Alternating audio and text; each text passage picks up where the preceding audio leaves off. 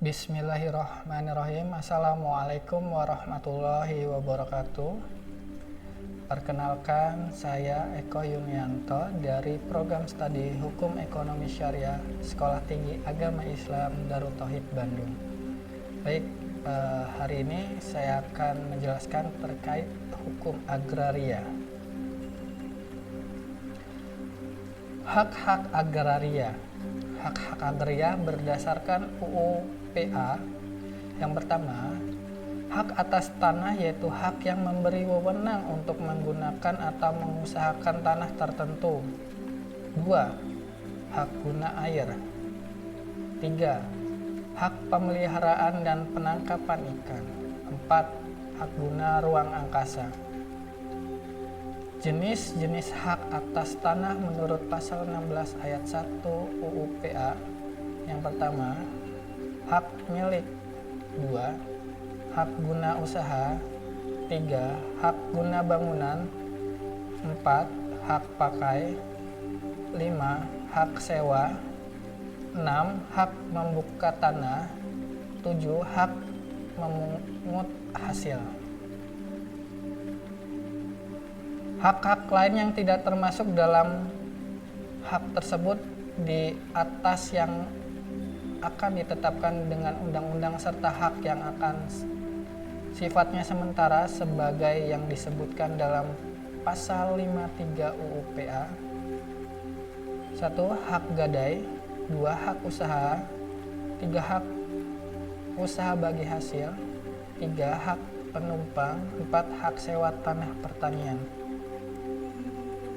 Hak milik. Hak milik adalah hak turun-temurun terkuat dan terpenuh yang dapat dipunyai orang atas tanahnya, tertera pada pasal 20 ayat 1 UU PA. Hak guna usaha adalah hak untuk mengusahakan tanah yang dikuasai langsung oleh negara. Ini di dalam pasal 28 ayat 1 UU PA.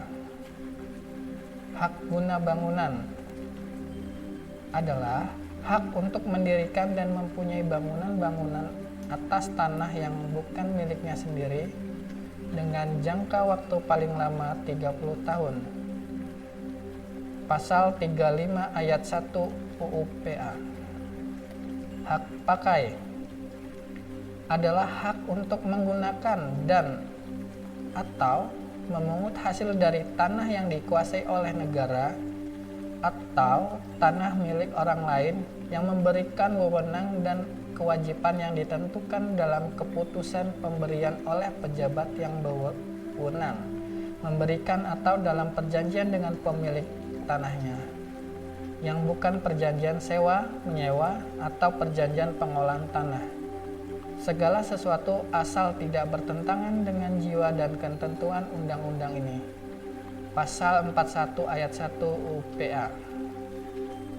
Hak sewa adalah hak yang dipunyai seseorang atau suatu badan hukum mempunyai hak sewa atas tanah apabila ia berhak mempergunakan tanah milik orang lain untuk keperluan bangunan dengan membayar kepada pemiliknya sejumlah uang sebagai sewa.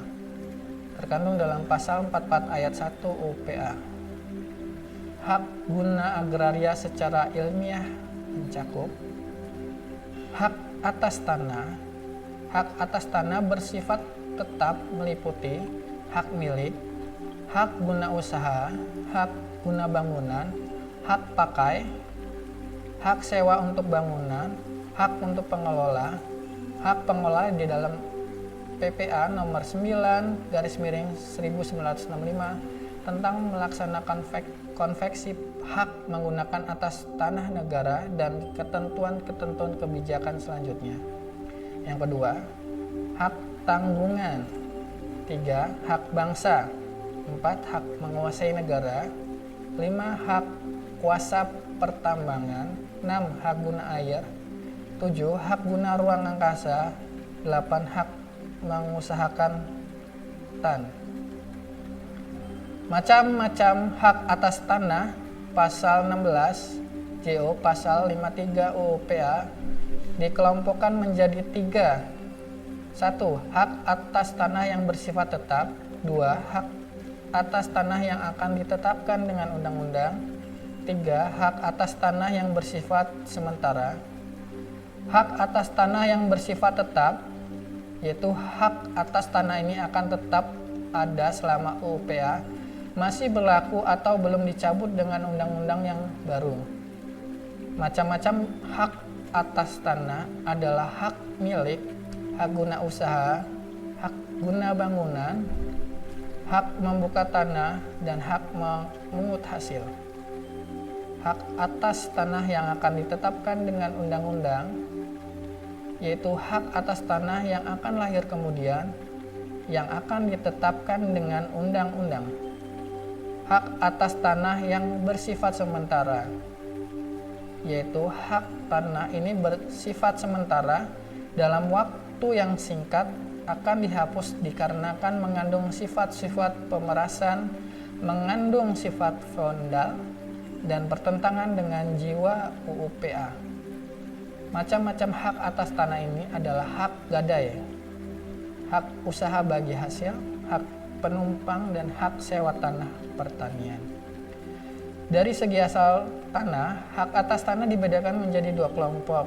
Yang pertama, hak atas tanah yang bersifat primer. Kedua, hak atas tanah yang bersifat sekunder. Hak atas tanah yang bersifat primer yaitu hak atas tanah yang berasal dari tanah negara. Macam-macam hak atas tanah ini adalah hak milik, hak guna usaha, hak guna bangunan, hak atas tanah negara, hak pakai atas tanah negara. Hak atas tanah negara yang bersifat sekunder yaitu hak atas tanah yang berasal dari tanah pihak lain.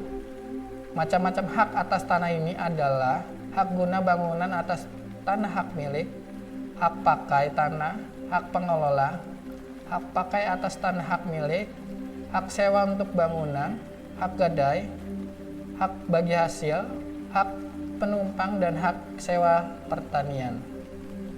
Hak milik. Ketentuan mengenai hak milik disebutkan dalam pasal 16 ayat 1 huruf A UUPA, secara khusus diatur dalam pasal 20 sampai dengan pasal 27 UUPA. Pengertian hak milik. Pasal 20 ayat 1 UUPA. Hak milik adalah hak turun-temurun terkuat dalam dan terpenuh yang dapat dipunyai orang atas tanah dengan mengingat ketentuan dalam pasal 6. Turun-menurun artinya hak milik atas tanah dapat berlangsung terus selama memilikinya masih hidup dan pemiliknya meninggal dunia. Maka hak miliknya dapat dilanjutkan oleh ahli waris sepanjang memenuhi syarat sebagai subjek hak milik. Terkuat. Arti hak milik atas tanah lebih kuat bila dibandingkan dengan hak atas tanah yang lain. Tidak mempunyai batas waktu tertentu, mudah dipertahankan dari gangguan pihak lain, dan tidak mudah hapus. Terpenuhi artinya hak milik atas tanah memberi wewenang kepada pemilik paling luas bila dibandingkan dengan hak atas tanah yang lain. Dapat menjadi induk bagi hak atas tanah yang lain, tidak berinduk pada hak atas tanah yang lain. Dan penggunaan tanah lebih luas bila dibandingkan dengan hak atas tanah yang lain. Subjek hak milik perorangan. Yang kedua, badan-badan hukum. Perserorangan. Hanya warga negara Indonesia yang dapat mempunyai hak milik. Pasal 21 ayat 1 UPA. Badan-badan hukum. Pemerintah menetapkan badan hukum yang dapat mempunyai hak milik dan syarat-syaratnya. Pasal 21 ayat 2 UPA. Terjadinya hak milik melalui 3 cara disebut dalam pasal UUPA. Hak milik atas negara yang terjadi menurut hukum adat. Hak milik atas terjadinya penetapan pemerintah. Hak milik atas tanah terjadi karena ketentuan undang-undang. Hak milik atas tanah yang terjadi menurut hukum adat. Hak milik atas tanah terjadi dengan jalan membuka tanah atau membuka hutan atau terjadi karena timbulnya lidah tanah. Hak milik atas tanah terjadi karena penetapan pemerintah. hak milik atas tanah yang terjadi di sini berasal dari tanah negara. Hak milik atas tanah ini terjadi karena permohonan pemberian hak milik atas tanah oleh pemohon dengan memenuhi prosedur dan persyaratan yang telah ditentukan oleh PBDN. Baik, terima kasih sahabat semua atas presentasi pada hari ini. Saya ucapkan terima kasih banyak kepada sahabat-sahabat semua. Hayyul kalam. Assalamualaikum warahmatullahi wabarakatuh.